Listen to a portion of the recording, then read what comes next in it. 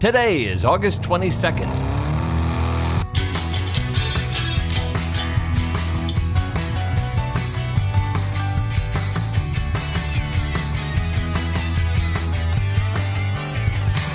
It's the 235th day of the year, and this is the On This Day podcast. On this day in 1851, the yacht America wins the Royal Yacht Squadron Cup, or as it's also called, the Royal Yacht Squadron Cup for 100 sovereigns. America is a schooner built in 1851 by a syndicate of members of the New York Yacht Club for the purpose of sailing over to England and making some money in regattas and match races. The race held on this day is organized by the Royal Yacht Squadron on the Isle of Wight in the UK. The Royal Yacht Squadron is formed in 1815 in London. Initially, it's just called the Yacht Club. But when one of their members, the Prince Regent, becomes King George IV, the club is renamed the Royal Yacht Squadron. And it has long been associated with the Royal Navy. Member yachts fly the white ensign of the Royal Navy. The race held on this day in 1851 is a 53 nautical mile regatta around the Isle of Wight off the coast of Portsmouth and Southampton on the southern coast of England. At 10 a.m., the start is signaled and 8 cutters and 7 schooners, including America representing the New York Yacht Club, cross the starting line and begin the race.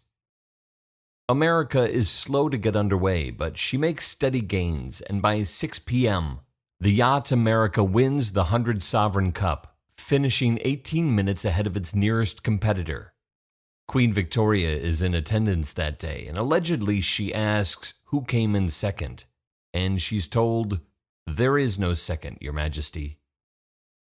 6 years later, in 1857, the cup will be given to the New York Yacht Club by way of a deed of gift, meaning the cup will be held by the winning yacht club in trust as a challenge trophy to promote friendly and perpetual competition among all the nations of the world. And the cup is renamed in honor of the yacht that wins on this day in 1851, forever known as the America's Cup, or as it's known in sailing circles, Old Mug. Through the terms of the deed of gift, the cup holder is required to accept challenges from other clubs around the world.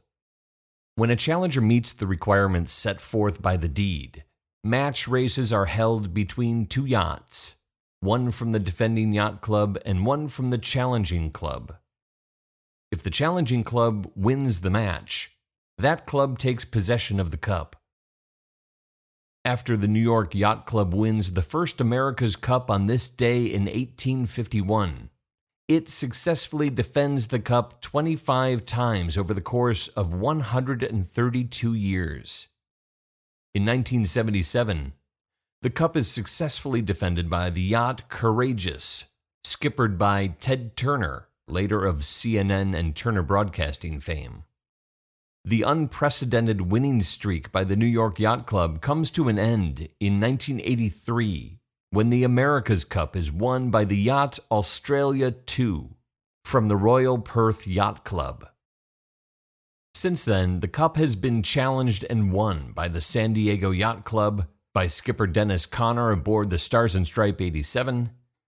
The club successfully defends the cup for 2 more challenges after that before it's returned to the Southern Hemisphere when the Royal New Zealand Yacht Club wins the cup in 1995.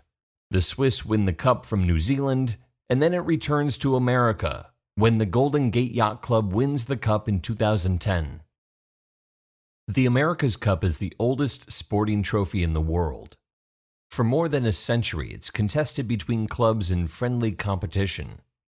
However, since the 1980s, it has grown with each challenge into a multi-million-dollar business. In the summer of 2017, the Golden Gate Yacht Club will defend the cup in Bermuda in the 35th America's Cup. Bermuda will reportedly spend more than $75 million to host the America's Cup and the Louis Vuitton Cup. Since 1983, The Louis Vuitton Cup has been awarded to the winner of the Challenger Series, raced by qualified contenders to determine the challenger who will race the defending club for the America's Cup. In 2017, the Golden Gate Yacht Club will be represented by Larry Ellison's Oracle Team USA, racing a foiling catamaran against a yet-to-be-determined challenger. Foiling catamarans are chosen for the competition to encourage the challengers to partner with aerospace tech companies to enhance the design of the vessels. The twin-hull AC-50 catamarans are powered by a wing sail, which is kinda like an airplane wing mounted vertically on the hull. A far cry from the schooner-rigged canvas that propels the Yacht America across the finish line to win the first cup, later named the America's Cup, in her honor, on this day in 1851. There are 131 days left in the year. On This Day is produced by me, Dave Schultz. Thank you very much for listening. Born on this day in 1920, author Ray Bradbury, best known for his science fiction stories set in dystopian near futures, such as Fahrenheit 451, The Martian Chronicles, The Illustrated Man, and my favorite, The Veldt. Bradbury is often quoted as saying, "I don't try to predict the future, I try to prevent it." So if you're still listening, nothing's too good for our children. Talk to you tomorrow.